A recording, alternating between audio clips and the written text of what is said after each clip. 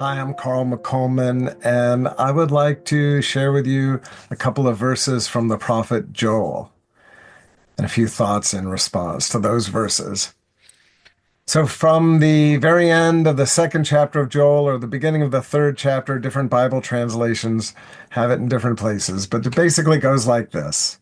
It shall come to pass, I will pour out my spirit upon all flesh. Your sons and daughters will prophesy. Your old men will dream dreams.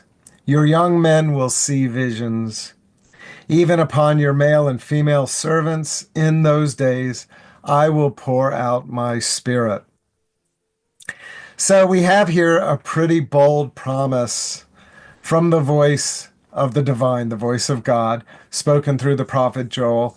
And to give it some context, Joel is responding to some kind of natural disasters. It was a period of drought, and there had been a swarm of locusts that had done incredible damage to the agriculture in Israel at that time. And so the society was reeling, the economy was reeling. Famine was a very real kind of possibility. It probably wouldn't be overstating the case to say it felt like things were going down the tubes. But what Joel offers then is this word of hope. And of course, there is this kind of prophetic tradition to see those kinds of calamities as a kind of judgment on, the brokenness or the injustice or the sins of the people, however you want to frame it. But there's also this idea that God will bring God's day of judgment, and judgment not to be seen necessarily as a bad thing, but like a judgment for the people of Israel, a judgment for those who are faithful. And that in this kind of day of God, this day of the Lord, one of the promises is this promise that this passage refers to of God pouring out God's Spirit upon all the people, and that will bring kind of this almost this spiritual or mystical awakening. There will be prophecy, there will be visions and dreams, and a real sense of the presence of God's Spirit in people's lives, both individually and communally. This makes me think of a classic kind of Catholic prayer about the Holy Spirit. And it's a prayer. I mean, it's a traditional prayer, so I have no right to edit it. But I am going to offer the prayer and then offer kind of maybe a slightly different take on it.